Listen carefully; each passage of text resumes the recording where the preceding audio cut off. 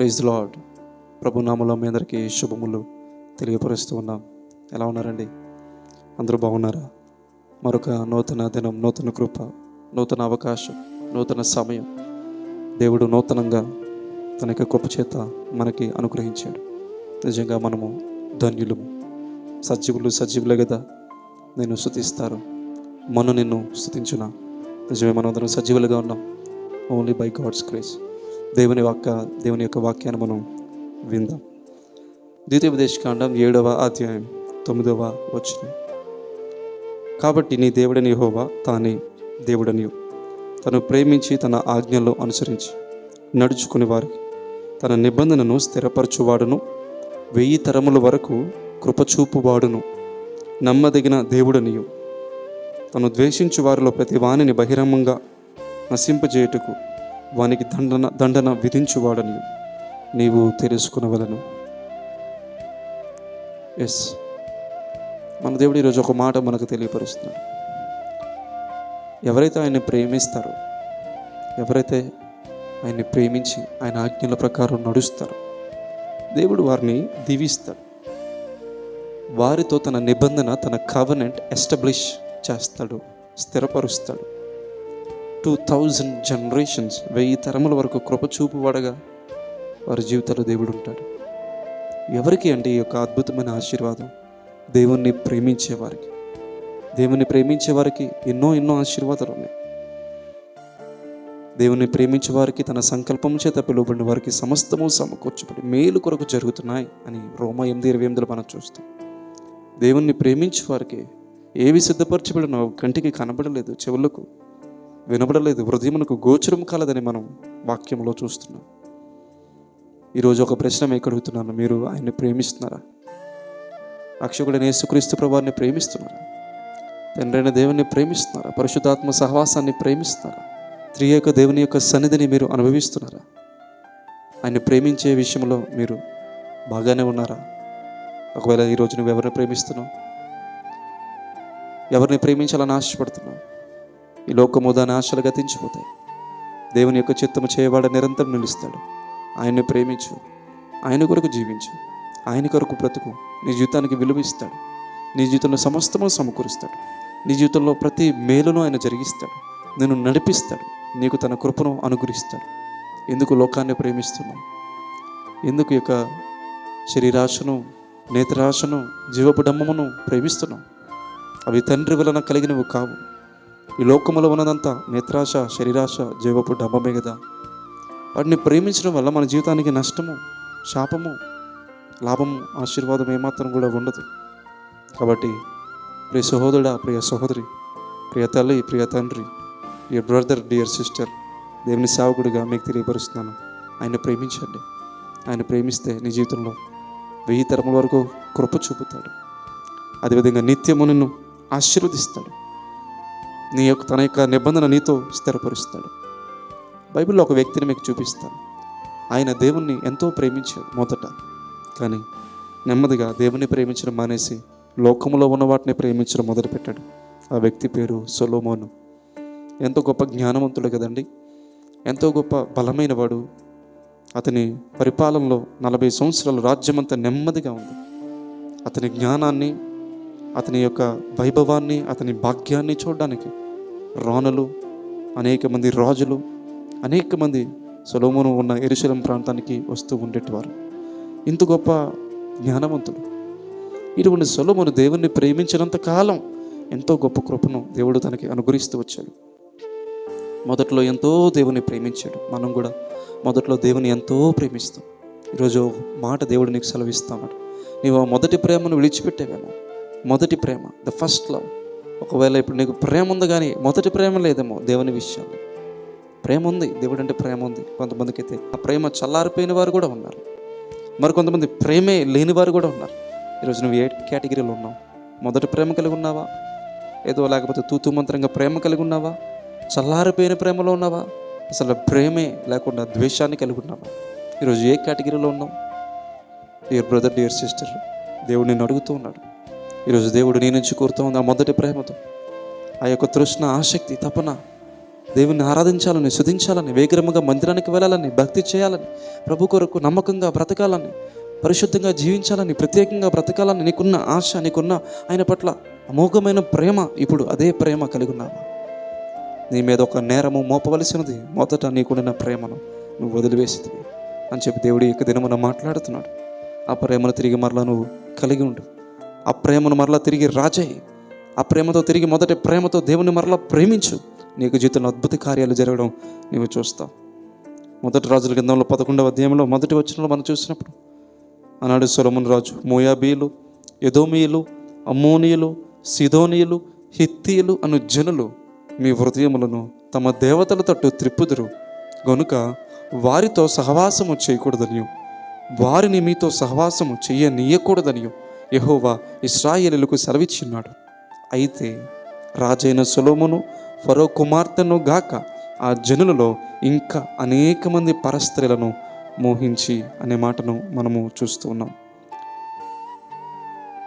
5 జనముల్లో నుంచి 100 మంది స్త్రీలను సొలొమోను పెళ్లి చేసుకున్నాడు. కానీ దేవుని కంటే ఎక్కువగా ప్రేమించాడు. దేవుని కంటే ఎక్కువగా మోహమును, పరస్త్రీలను, లోకమును, స్నేహమును, సహవాసమును, ఈ లోక సహవాసమును అన్నాడు సొలొమోను ప్రేమించిన వాడుగా అన్నాడు ఉన్నాడు. ఇంగ్లీష్ బైబిల్లో మొదటి వచనంలోనే ఏమని రాయబడిందంటే, సొలొమన్ లవ్డ్ మెనీ ఫారెన్ ఉమెన్. అన్య జాతి స్త్రీలను సొలొమోను ప్రేమించినట్లుగా మనం చూస్తున్నాం. దేవుడు ముందుగానే చెప్పాడు, ఈ జాతిలో ఉన్నవారు, తెలుగులో కరెక్ట్గా మనకి లేదు కానీ ఇంగ్లీష్ బైబిల్ ప్రకారం చదవాలంటే మొదటి రాజుల గ్రంథం 11వ అధ్యాయం 1వ వచనం, 2వ వచనం, 3వ వచనం ఈ విధంగా ఉంటుంది. సొలొమోను రాజు చాలామంది విదేశీ స్త్రీలను, అంటే ఫరో కూతుర్ని మాత్రమే కాక మోయాబు, ఎదోము, అమ్నోను, సీదోను, హిత్తీయులు మొదలైన జాతి స్త్రీలను మోహించి పెళ్లి చేసుకున్నాడు. ఎంతో స్పష్టంగా ఇంగ్లీష్లో రాశారు. ఈ ప్రజలు మీ హృదయములను ఖచ్చితంగా తమ దేవుళ్ళ వైపు తిప్పుతారు కాబట్టి వారితో పెళ్లి సంబంధం పెట్టుకోవద్దని యెహోవా ఇశ్రాయేలుకు ముందే చెప్పాడు. అయితే సొలొమోను ఈ స్త్రీలను మోహించాడు. అతనికి 700 మంది రాకుమార్తెలైన భార్యలు, 300 మంది ఉపపత్నులు ఉన్నారు. అతని భార్యలు అతని హృదయమును త్రిప్పేశారు. దేవుడు ముందుగానే చెప్పాడు, వారితో మీకు సంబంధం వద్దు, సహవాసం వద్దు, వారితో మీకు ప్రేమ వద్దు, వారితో మీకు సాంగత్యం వద్దు, వారితో మీకు ఫెలోషిప్ వద్దు. అది ఏమాత్రం కూడా మంచిది కాదు. వారు మీ హృదయాల్ని త్రిప్పేస్తారు. ఎందుకంటే గతంలో కూడా జరిగింది అదే, హిస్టరీలో, చరిత్రలో కూడా జరిగింది అదే.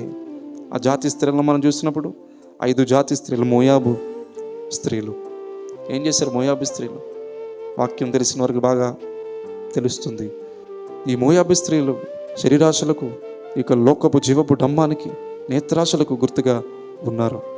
ఈరోజు నువ్వు దేవుని కంటే దేన్ని ఎక్కువగా ప్రేమిస్తున్నావు? లస్నా, ఇంప్యూరిటీనా, క్యాజువల్ రిలేషన్షిప్స్నా, పోర్నోగ్రఫీనా, సెక్సువల్ ఇమ్మోరాలిటీనా, దేన్ని, ఎంటర్టైన్మెంట్నా, దేన్ని ఎక్కువగా ప్రేమిస్తున్నావు? దేన్ని ఎక్కువగా ప్రేమించి దేవునికి దూరం అయిపోతున్నావు రోజు రోజుకి?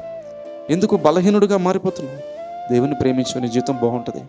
దేవుని ప్రేమించి నీ జీవితంలో నీకు బలం ఇస్తాడు. దేవుని ప్రేమించి నీకు జీవితంలో నీకు గొప్ప ఆశీర్వాదం, తరతరముల ఆశీర్వాదం దేవుడు నీకు ఇస్తాడు. తాత్కాలికమైన భోగాల కొరకు ఆశపడి దేవుడిచ్చే గొప్ప తరతరముల ఆశీర్వాదాన్ని దయచేసి పోగొట్టుకోవద్దు.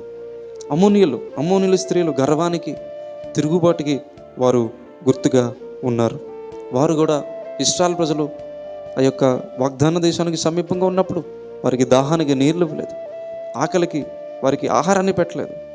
వారు పైగా బయరు కుమారుడిని బిలాముని వారు నియమించుకొని ఇశ్రాయేలు ప్రజలను శపించాలని వారు ఆలోచన చేసిన వారుగా వారు ఉన్నారు.